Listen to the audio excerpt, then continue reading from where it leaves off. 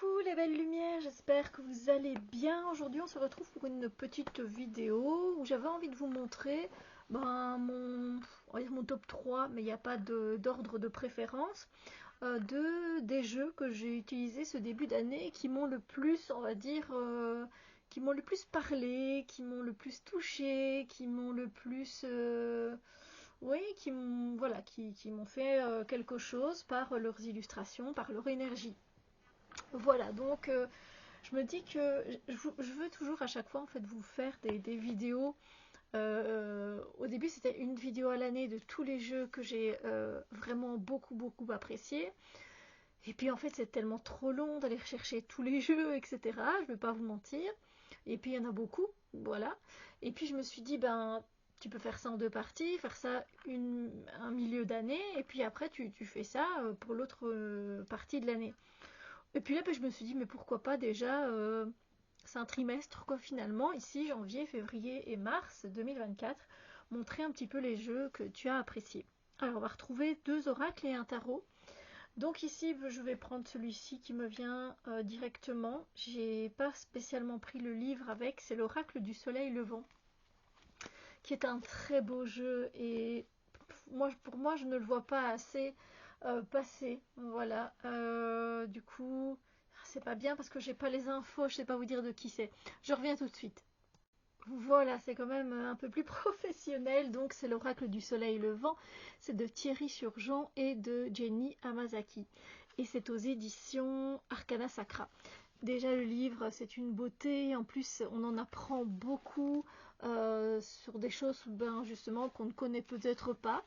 Après, on nous parle beaucoup, enfin, on nous parle aussi de la signification dans l'affectif, etc., dans le professionnel. Moi, personnellement, ça ne m'a jamais intéressé.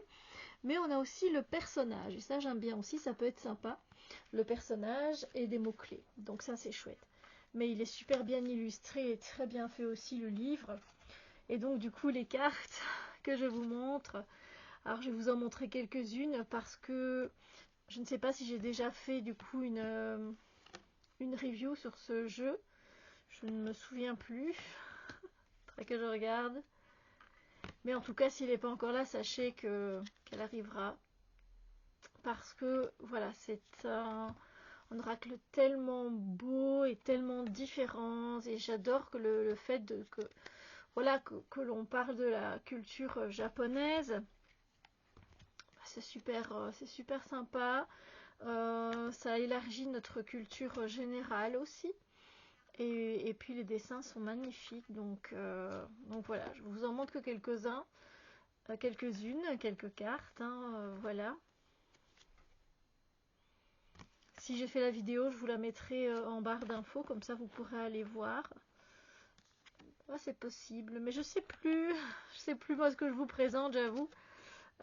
Des fois, je vous présente des choses et puis des fois j'oublie. Je me dis je viendrai plus tard les présenter. Mais il est très intéressant, ça change de ce qu'on peut trouver dans les oracles, euh, j'ai envie de dire de maintenant. Donc vraiment, c'est une pépite pour moi. Voilà, donc c'est un de mes trésors trouvés. Voilà, pour ce début d'année, c'est l'oracle du soleil levant. Ensuite, je vais passer au tarot. Alors le tarot, pas vraiment de surprise, c'est le Sweet Foragers Tarot de Sam Rook et c'est aux éditions Rockpool.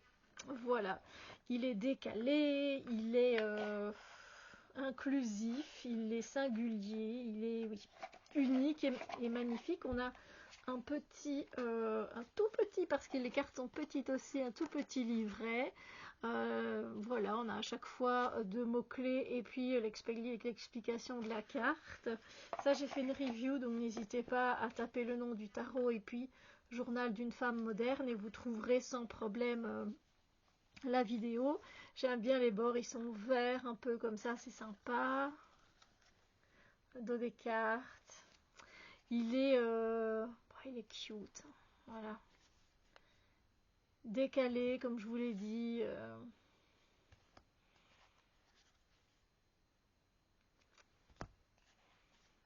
On est dans une palette de couleurs assez... il y a du vert, du mauve, du taupe, comme ça. C'est assez particulier. c'est vrai, mais moi j'aime beaucoup. Après voilà, c'est chacun ses goûts hein, évidemment, mais je ne l'ai pas vu passer sur la YouTube sphère francophone, donc c'est pour ça que je l'ai présenté sur ma chaîne aussi, parce que je me dis que voilà, on a tous des goûts et des couleurs différents. Après on voit souvent les jeux passer, les nouveaux jeux qui sortent, etc., qui sont hypés quoi quelque part. Et il y en a qui valent leur hype, hein. Je ne dis pas le contraire. Euh, mais il y a aussi voilà, des tarots et des jeux, des oracles qu'on sous-estime, qu'on met de côté, alors qu'ils ont quelque chose de merveilleux à nous partager. Donc voilà. Donc ça, c'est le Sweet Foragers Tarot. Donc c'est vraiment les jeux ici que... Alors ça ne veut pas dire que les autres jeux, pardon, je les ai pas kiffés, hein. Justement, moi j'aime bien reprendre des anciens jeux, etc., les mixer avec des nouveaux et tout, donc c'est pas la question. Ici, c'est vrai que c'est des jeux qui sont nouveaux dans ma collection, je dois dire. Euh, mais j'aime toujours mes anciens jeux, etc. Et je pourrais aussi vous en présenter. Et là, ici, c'est vrai que récemment, j'ai aussi apprécié cet oracle. C'est The Solitary Witch Oracle de Lucy Cavendish. Et les illustrations sont de Lady Victoria. Et c'est aux éditions Blue Angel. Alors, on a un guidebook ici qui est vraiment bien fait. Puis beau. C'est en noir et blanc, plutôt sépia, on va dire. Voilà. On nous explique la carte. Ce qu'elle fait sur la carte, et puis aussi la signification, et la signification inversée si vous tirez les cartes à l'envers. Voilà, c'est pas trop compliqué à comprendre. Je ne sais pas si ça sortira en français, ça moi j'en ai aucune idée. Voici le dos des cartes, et alors c'est d'une magnificence, absolument tellement, c'est trop beau, c'est trop beau. On voit souvent des chats, je vous le dis, des animaux. Ah, et puis c'est beau. C'est beau, même si là, c'est fait sur, vous voyez, ce côté noir qui ressort, mais c'est pas grave. Il est pas dark, quoi. Pas du tout. Il est vraiment sympa. J'aime vraiment beaucoup. Lui, un gros coup de cœur pour lui.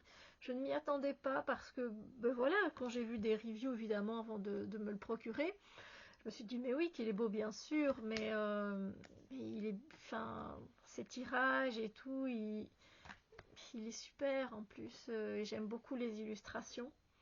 Donc voilà, Lucy Cavendish a encore su conquérir mon cœur. Je crois qu'elle l'a conquis depuis le début de ma chaîne, hein. On a tous eu des jeux de Lucy, n'est-ce pas?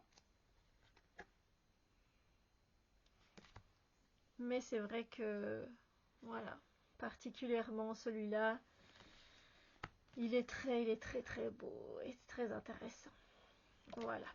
Donc je ne vous ai pas tout montré encore une fois. Ici, je n'ai pas fait par contre encore de présentation de ce jeu. Ça ne tardera pas. Et puis si vous voulez absolument, dites-le moi en commentaire. C'est une petite vidéo finalement. J'en avais un quatrième, je ne l'ai pas retrouvé. C'est les messagers de la nature. Voilà. Comme ça, vous êtes au courant. Je ne l'ai pas retrouvé. Zut, j'ai beaucoup de jeux, du coup, pourtant, ils sont tous, voilà, soit dans leur boîte, donc je sais les retrouver, ou soit mis dans des pochons, et il y a toujours le nom. Alors là, je sais pas, j'ai pas trouvé. Bon, c'est pas grave, mais c'est vrai que, principalement, ceci, gros coup de cœur. Voilà. Eh bien écoutez, on se retrouvera, j'espère, que du coup dans 3 mois pour une vidéo de ce genre-ci, en vous montrant donc les jeux qui ont su recapter mon cœur, voilà. Et donc ce sera plutôt avril, mai, juin, et voilà, je verrai, j'essaierai de penser à faire cette vidéo. Du coup, j'espère que cette vidéo vous a plu. N'hésitez pas à mettre un pouce en l'air, ça me fait toujours plaisir. Et vous n'hésitez pas à me dire aussi quels sont les jeux que vous avez appréciés en ce début d'année 2024. Sur ce, je vous fais plein de bisous lumineux et je vous dis à très bientôt pour d'autres vidéos.